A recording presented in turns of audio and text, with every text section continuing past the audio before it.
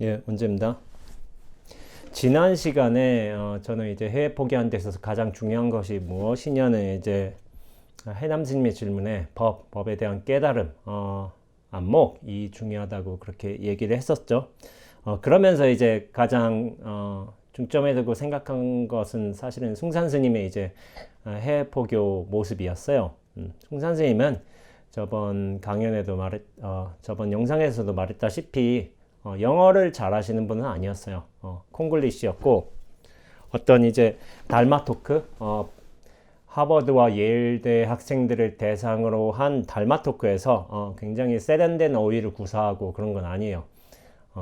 그런 그이들이 이제 예일대나 하버드 굉장히 지성과 이성으로 무장된 사람들한테 지금 막 이제 동양에서 찾아온 선생이 영어를 잘한다고는 생각할 수가 없죠.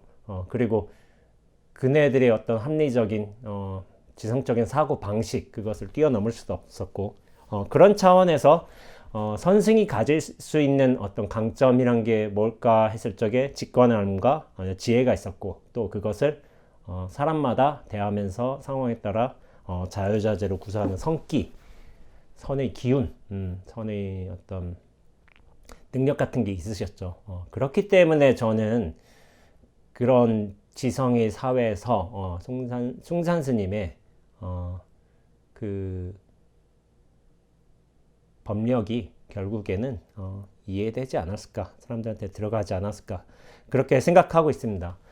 저번에 이제 도올 선생님의 이제 나는 불교를 이렇게 본다는 책의 전부를 읽어주진 않았고 숭산 스님에 대해서 또 이제 언급한 부분이 있어요. 그걸 한번 읽어보도록 하겠습니다. 숭산은 거구나 아니라 해도 결코 작은 덩치는 아니다. 당시 오순 중반에 접어든 그의 얼굴은 어린아이 얼굴 그대로였다. 그의 달마토크는 정말 가관이었다. 방망이를 하나 들고 앉아서 이제 죽비 같은 거죠. 주장자 같은 거. 가끔 톡톡 치며 내뱉는 꼬부랑혀에 혀 끝에 매달린 말들은 주어, 동사, 주어, 술부가 마구 도치되는가 하면은 형용사, 명사 구분이 없고 전치사는 다 빼먹고 정말 희귀한 콩글리시였다. 그러나 주목할 만한 사실은 영어의 도산이 이 돌이 앉아 있으면서 그 콩글리시가 너무 재밌어서 딴전 볼 새 없이 빨려 들어갔던 것이다. 그의 콩글리시는 어떤 그 누구도 흉내낼 수 없는 언어의 파워를 과시하고 있었다. 주부술부가 제대로 틀어박힌 유려한 접속사로 연결되는 어떠한 언어 형태도 모방할 수 없는 원초적인 마력을 발하고 있었다라고 한 거예요. 그러니까 숭산쌤의 영어는 굉장히 이제 고급 영어는 아니었던 거예요. 그런데도 뭐가 있었냐면은 흡입력이 정말 좋았던 거예요. 사람들로 하여금 이 숭산쌤이 하는 말이 집중하게 만들고 그것에 대해서 좀 빨려 들어가게 되었다는 거죠. 사실 영어 실력으로 따지자면야 도울 선생님이 훨씬 뛰어났겠고 이제 본토에서 공부를 하고 있는 사실 그 미국 대학생들은 굉장히 고급 영어를 당연히 구사했겠지만은 이런 아시아에서 온 선생의 약간 콩글리시가 어떤 다른 자기네들이 생각할 수 없는 어떤 선의 힘 같은 걸 보여준 거죠. 그 이제 대표적인 대화가 하나가 소개된 게 있어요. 그게 What is Love라는 이제 그런 대화인데 이 대화가 이래요. 그의 달마 토크가 다 끝나갈 즈음 옆에 있던 금발의 여자가 스님께 질문을 했다. 내 기억으로 그 여자는 하버드 대학 박사반에 재학 중인 30세 전후의 학생이었다. 그녀가 물었다. 그러니까 달마 토크를 끝낸 다음에 이런 질문을 받으신 거죠. 그때 이게 도울 선생님이 이렇게 기억하신 거예요. 여자가 물었죠. What is love? 하니까 큰 스님은 내쳐 그 여학생에게 다음과 같이 묻는 것이었다. I ask you, what is love? 이제 love라고 표현했어요. 도울 선생님은 그만큼 이제 약간 발음대로 숭 선생님의 발음대로 그렇게 하려고 한 것 같아요. 그러니까 그 학생은 대답을 잃어버리고 가만히 앉아 있는 것이었다. 왜냐하면은 일반적인 이제 질문과 대답이라 한다면은 누군가가 사랑에 관해서 물었다면 사랑은 무엇이다라고 설명을 해줘야 되는데 숭산쌤은 그렇게 안 했어요. I ask you, what is love? 그걸 되받아친 거죠. 사랑이 무엇이죠? 제가 묻겠습니다. 이걸 물은 거예요. 그러니까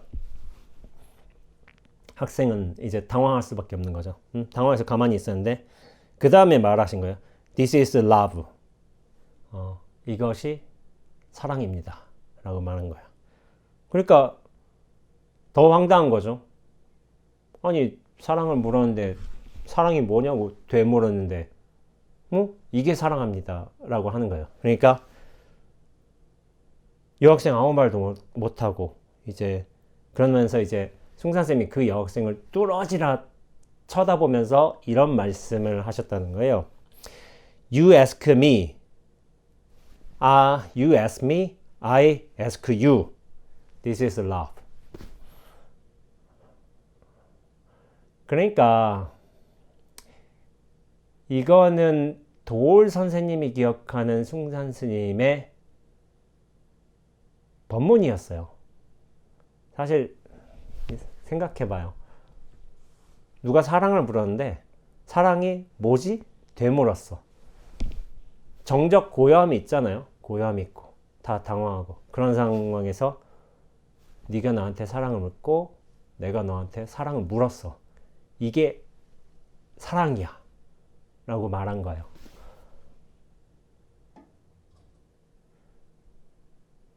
이게 누군가는 이렇게 해석할 수도 있어요.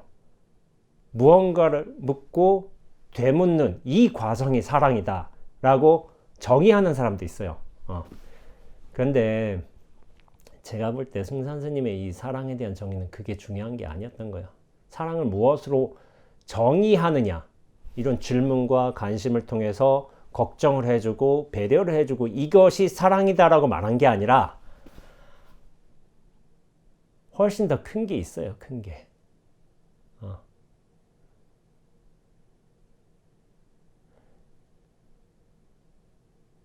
이게 선기예요. 선기.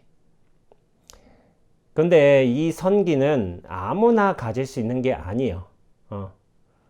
중간에 무슨 일이 있었냐면은 그 여학생이 물었죠.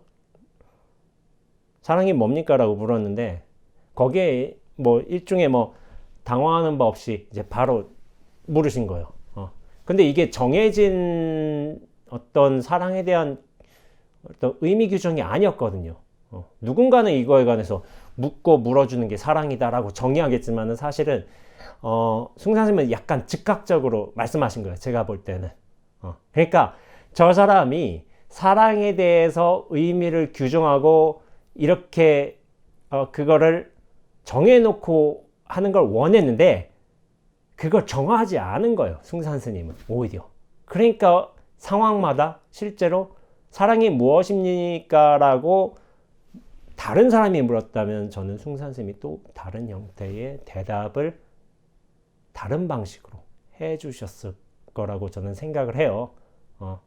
이렇게 네가 나한테 묻고 내가 너한테 묻는 게 이렇게 서로 관심과 배려와 걱정이 사랑이다라고 얘기한 게 아니라 저 사람의 의중을 파악한 거죠.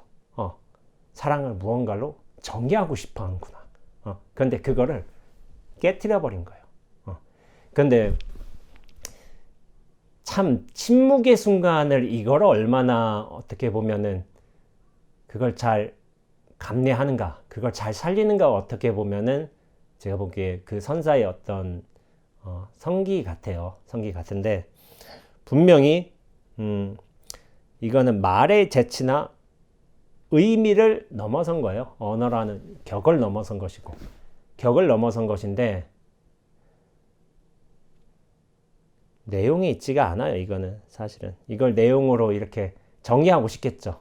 정의하고 싶겠는데 내용 없는 깊이가 결국 그 선사가 가질 수 있는 어떤 공부의 깊이, 깨달음의 깊이라는 저는 생각이 듭니다. 그러니까 천하에 그렇게 똑똑하고 영어도 잘하는 도울 선생께서 그 기준으로 사람을 파악하려고 했지만 그걸 벗어나 버린 거예요. 숭산 스님은. 이걸 탁 벗어나 버리면은 자기의 기존에 가져왔던 생각이나 관념이나 어떤 뭐 레벨 같은 것도 있겠죠. 그런 거에서 벗어나 버리니까 여기는 이제 더 이상 평가고 말고 할 게 없고 그냥 그 숭산 스님이 하는 대화, 달마 토크의 어떤 원초적인 말하게 쑥 빨려 들어간 거예요. 저는 이것을 만약 다른 사람이 했다면 약간 민숭맹숭한 흐지부지한 대화가 됐으리라고 생각을 해요. 근데 선사의 숭산 스님의 알 수 없는 이제 공부의 깊이, 규정할 수 없는 이 어떤 전체성, 모든 걸 다 포용할 수 있는 어떤 안목 같은 게 있었기 때문에 그런 것이 자연스레 대화의 어떤 분위기를 형성했으리라고 생각해요.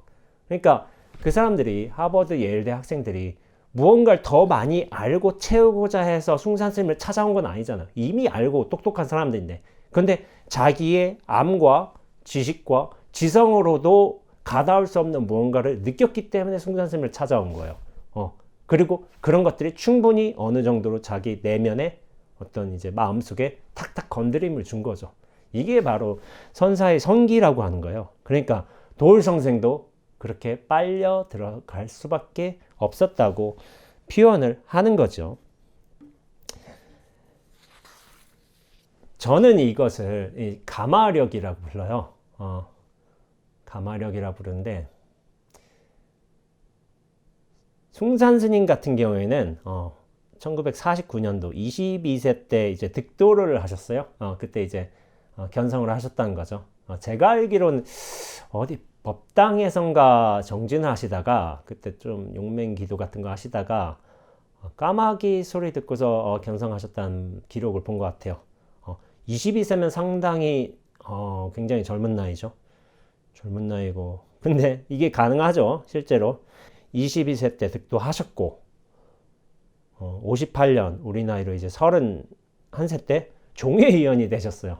지금 그때의 나이와 이제 지금의 어떤 세속 나이는 참 다른데 지금 종회의원은 보통 50대시죠. 근데 31세 때 종회의원 하시고 그리고 이제 33세 때 60년에 화기사 주지며 이제 그때 불교신문사 초대 사장을 하셨어요. 33세 때. 엄청나죠. 그리고 64년도 때 이제 동국학원 이사. 당시 나이로 37세셨어요. 37세. 60년도에 37세의 나이와 지금 2020년도에 37세의 나이는 확연히 다릅니다. 그때는 이미 어른의 자리로서 위치를 있었는데 지금은 37세도 어른으로는 그렇게 인정을 받진 못하죠. 제가 40대를 넘어섰는데 이미 저도 젊은 스님으로 아직 들어가고 있습니다. 그러면서 저는 이런 생각을 해요. 깨어남이라는 과정을 겪었지만은 그것이 어떤 사람들을 상대하면서 이것을 가마력을 주고 하기에는 약간 미약했으리라 생각을 해요. 22세 때는. 왜냐하면 삶의 경험이 아직 불충분했기 때문에. 깨달음 자체는 절대로 깊이가 있는 게 아니죠. 그런데 그걸 자신의 삶으로 소화하는 데는 깊이가 있어요. 깊이의 차이가 있는 거고 사람마다 그걸 표현하는 어떤 방식이 다를 수밖에 없어요. 다를 수밖에 없는데 저는 22세 때 득도하셔가지고 그 뒤로 이제 여러 사람들을 만나면서 아마 이 방편의 기술들이 늘지 않았을까. 그러면서도 이걸 깨달음을 체화하는 거. 깨어남은 일어났지만은 그거를 체화하는 깊이가 더 깊어졌지 않으셨을까라는 생각을 하게 돼요. 그러면서 그런 사람들과의 관계, 어떤 대화, 어떤 영향력 차이도 점점 커지면서 가마력이 커지셨으리라고 그렇게 생각을 하고 있습니다. 그게 있어요. 숭산스님이 하신 말씀 중에 나는 오직 불교의 뼈대만 가르칠 뿐이다. 각각의 문화가 천천히 그들 자신의 불교를 살찌울 것이다 라고 말씀하셨어요. 숭산스님이 66년 그때 당시에는 이제 39세셨죠. 신주쿠에 이제 홍법원이라는 이제 포교소를 아마 개원을 하셨을 거예요. 그 다음에 이제 72년도 40대 초반이었는데 그때 미국 가서 이렇게 포교를 시작하셨는데, 미국에서 뭘 하셨냐면은,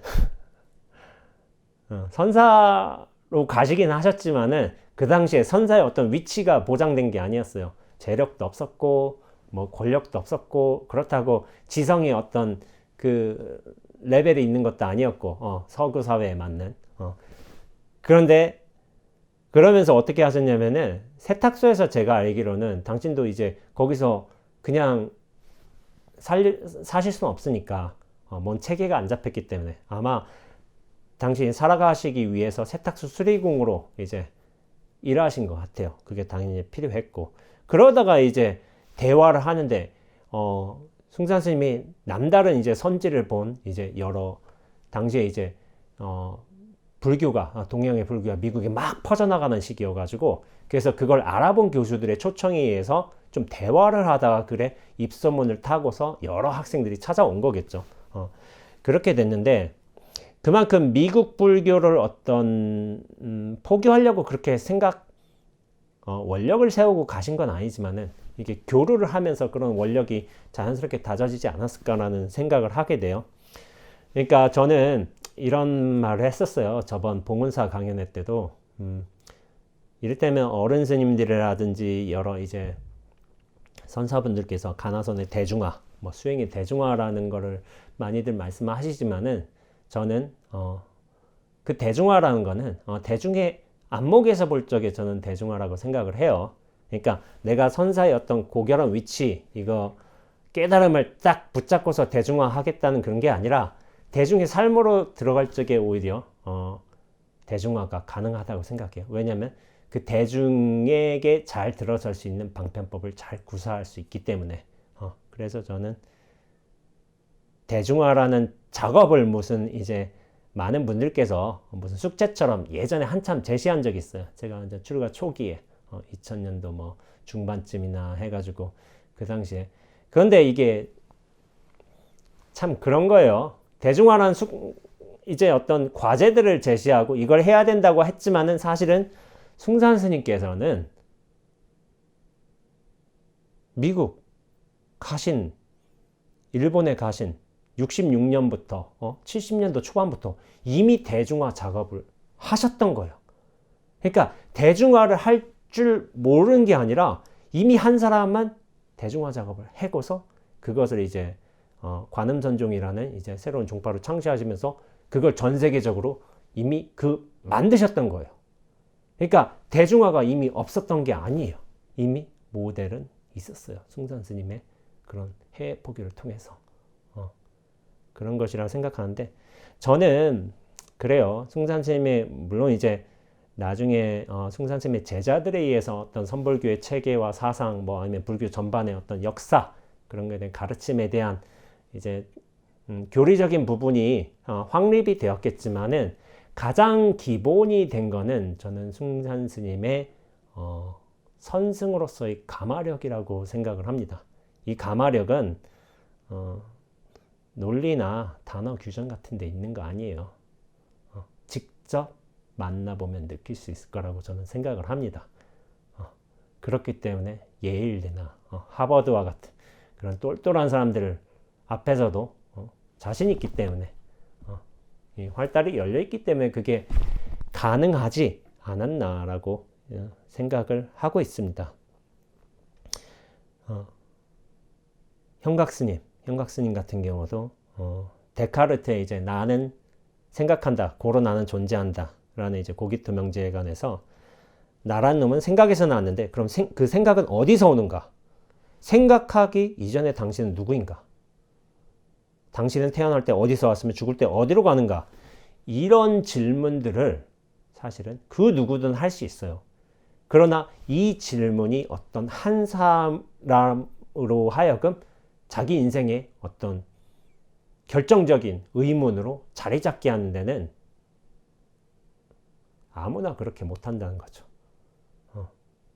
그 깨달음의 깊이가 있어야지만 그것을 상대방한테 교감을 해주고 감화를 주면서 의문도 깊게 넣어줄 수 있는 거예요. 이게 쉬운 게 아니죠. 쉬운 게.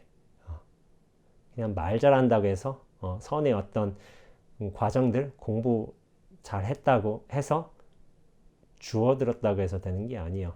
자기 삶으로 깊게 체화되는 거는 그렇게 깊게 체화된 만큼 자연스럽게 발현이 되리라고 저는 생각을 하고 있고, 숭산 스님 같은 경우에는 그런 미국의 유능한 아주 대학생들을 상대로 해서 깊은 감화를 주신 만큼 그 깨달음에 사람이 갖추는 깨달음의 깊이도 정말 깊었으리라고 저는 예상하고 있습니다. 그리고 어떻게 보면은 숭산 스님이 이제 주장자 딱 지고서 걸터앉은 그 자연스러운 모습을 통해서 제가 되게 부럽다고 생각했거든요. 저도 어떻게 하면 저렇게 편하게 앉아있지? 그래서 저도 20대 초반에 되게 부러웠어요, 숭산 스님이. 근데 아무나 해서 그렇게 된다고 생각하지 않아요. 알게 모르게 외향으로 아니면 사람과 대화를 하면서 나타나는 법의 깊이가 분명히 있을 거라고 생각을 합니다. 예. 오늘 이제 숭산 스님의 가르침은 단순히 영어에서 온 게 아니다. 선사의 깊은 깨달음의 체화, 또 체화된 만큼 자연스럽게 발현되는 이제 법이 향기가 있었을 거라고 생각을 하고 있고, 그런 것들이 나중에 포교하는데 혹은 수많은 제자들이 양성하는데 자연스러운 결과로 이어지지 않았나 하고 생각하면서 이번 영상을 정리하도록 하겠습니다. 예, 다음번에는 또 다음 영상으로 해서 찾아뵙도록 하겠습니다. 예, 감사합니다.